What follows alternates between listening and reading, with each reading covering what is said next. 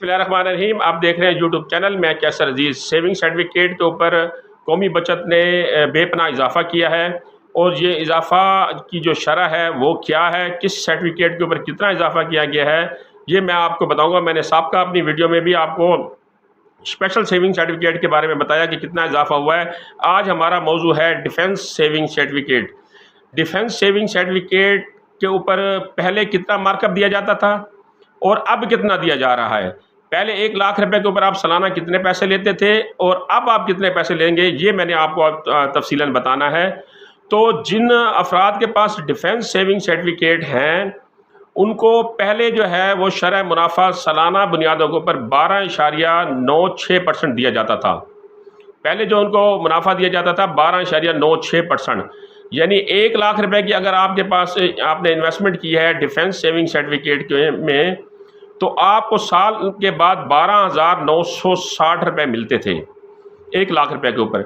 लेकिन अब 12 अप्रैल के बाद जो नए रेट आए हैं, नया मार्कअप उन्होंने जो वाज़े किया है, उसके मुताबिक आपको जो है वो शरह मुनाफा 14.87% मिलेगा।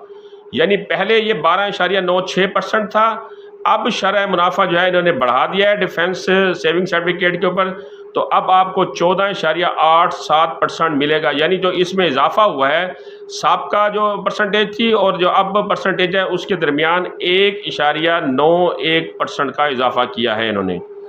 यानी अब आपको 1 लाख रुपए के ऊपर 1 साल के बाद 14,870 रुपये मिलेंगे, जबकि आपको इसी सर्टिफिकेट के ऊपर 12 अप्रैल से पहले जो है वो आपको 12,960 रुपये मिलते थे।